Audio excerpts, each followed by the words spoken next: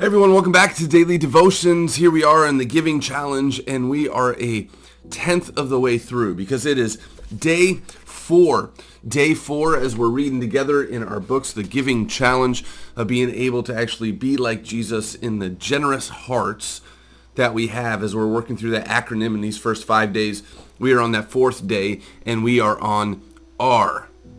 Giving happily, giving eternally, giving abundantly. R, day 4, is giving regularly. It's one thing, as Zach says in this day, as you read through it, it's one thing to be able to give a gift. It's or a once or a twice time gift that you've reflected on. Those are great. He said he's going to challenge you to do that we're actually going to be giving 5 gifts as we walk through this daily challenge. But day 4 and then getting into the week of day 4 as we go through days 27 through 33, we'll dive deeper into this giving regularly, is to give regularly. Why? Oh, because the church needs to operate, and if you don't give regularly, we can't operate. No, that is absolutely not the case.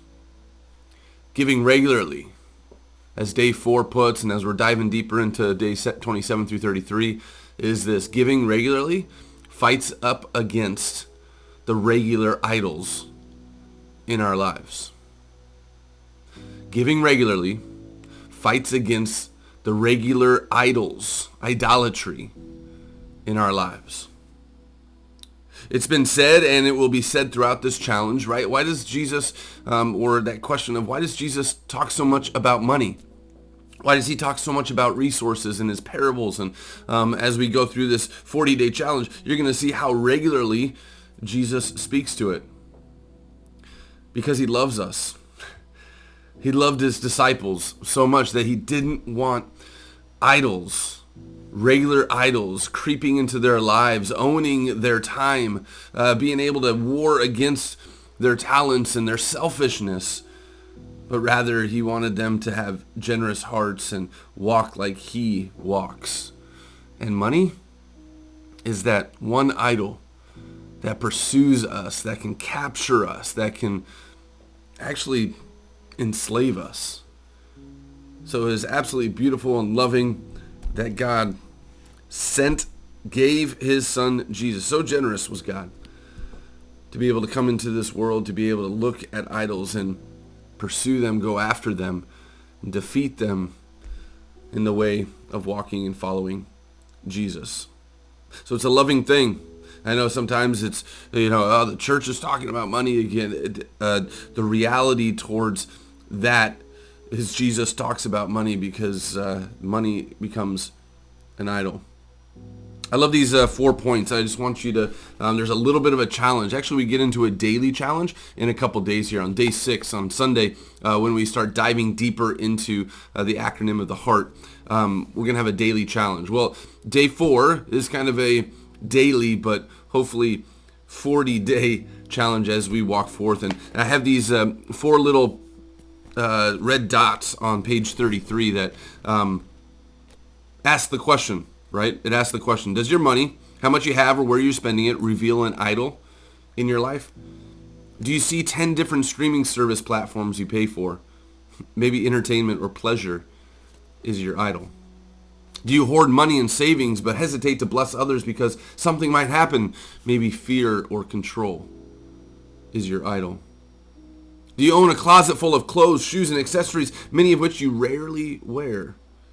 Maybe image or status is your idol. Do you drop large amounts of money on experiences, travel, concerts, amusement parks, but struggle to give consistently?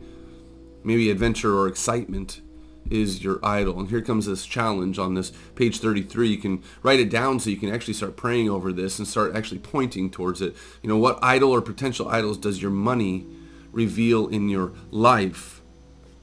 Because actually, as we get to see here, we already covered this, but we'll cover this throughout because it's the mainstay of Matthew chapter 6. Where your treasure is, there your heart will be also. A lot of times where we see spending money or spending that time actually is we're devoting ourselves to something. And when we devote ourselves to something, it's a different kind of word there as well. When you actually spend time, when you spend your resources, when you put your money into something consistently, that is a devotion or a worship.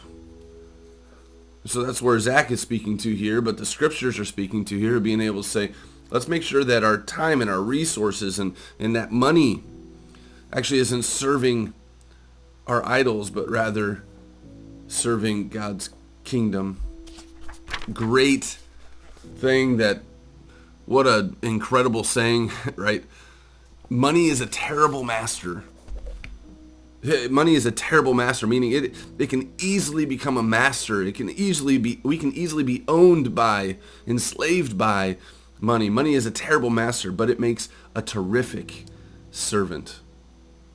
I see this when I walk through premarital classes. When I'm walking through premarital classes, we actually kind of carve out what is money to you, because money is a big component of how relationships work and how relationships communicate and how they're walking forward, because money becomes such a master sometimes. Do you see money as security? Do you see money as, and it lists all these different things. They take a little assessment and want to make sure that we understand maybe what money means to us, because money is a terrible master, and don't get enslaved by it, don't get owned by it, but it makes a terrific servant. It's such a tool that God has blessed you with resources to be able to actually walk according to his ways and be a great disciple and about his kingdom with money. I want to show you something within the scriptures. It's right in that section once again, as our key verse for day 4 is, you cannot serve both God and money. It comes from Matthew chapter 6. Could you open that up again to Matthew chapter 6? It's pretty short little verses here, but I think when we get to see it in the context, it actually exposes something, most about money and its master and what could be idolatry to us. While you're turning there, listen into this. I challenge you, right? It's one of those things on page 33 to write down when it says, what idol or potential idols does your money reveal in your life?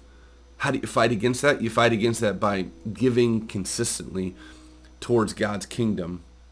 And so instead of waiting to find out deeper what giving regularly means in days 27 through 33, I'm going to challenge you now of being able to say, what does it look like to give consistently now through this whole challenge? To be able to, as it says only once in the scriptures in Malachi, test me in this, when he's talking about the tithe, when he's talking about giving regularly and consistently. Test me in this. Test me. So I ask you to test the Lord, right? Give regularly. What does that look like giving weekly as you tithe from your salary? First fruits, as it talks about in day 4 in your reading. What does that look like in the first fruits of, let's go back to day 3. If, right, you make $60,000, what does it look like to tithe that first fruit? You make $60,000, you're giving $6,000. Just take everything divided by 10. You're giving $6,000. Break that up over 4, right? Over 12 months or 52 weeks. You do a little bit of math. But as we're doing that, as you make $5,000 a month on $60,000, what does it look like to do monthly $500? Okay, break that into 4. What does it look like to give $125 a week? To be able to just consistently look towards God's kingdom. And so I challenge you in that. I test you in that. Test the Lord in that. You're thinking, I can't do a tithe. I can't do a giving. Start it. Test him, he says. And see if he doesn't open up the storehouses for you. The storehouses of not walking as money as an idol. But now we're in Matthew chapter 6. Hopefully you open up to it, right? Matthew chapter 6, verse 24. It says, no one can serve 2 masters. Either he will hate the one and love the other, or he will be devoted to the one and despise the other. You can't split your devotion, your worship. It's going to be, are you for this? Are you for this? Are you against this? Are you against this? Right? And then he just puts a demonstrative statement here. Jesus does in the Sermon on the Mount here. He says, you cannot, like it's impossible, right? This great hard, it's just a double negative. You certainly cannot serve both God and money, capital M, right? Money makes a terrible master. It can enslave you. It become an easy idol, but it makes an incredible servant. So you serve God, and being able to see how he blesses you with money and resources, to be able to see how you give towards his kingdom. And I think it's quite interesting. If you just look to the next verse, right? Verse 25. What's this whole next section about? Of what Jesus, okay, you can't serve both God and money. And then he goes on to, in his sermon, kind of transition. It's not just out of nowhere, right? But he transitions with the disciples and says, hey, don't worry. Because that's what kind of money and resource do to us. When we give and sacrificially give of our money, we get worrisome of what do I have? What should I do? Do I have enough? And don't worry. Trust God. Trust God that he will provide.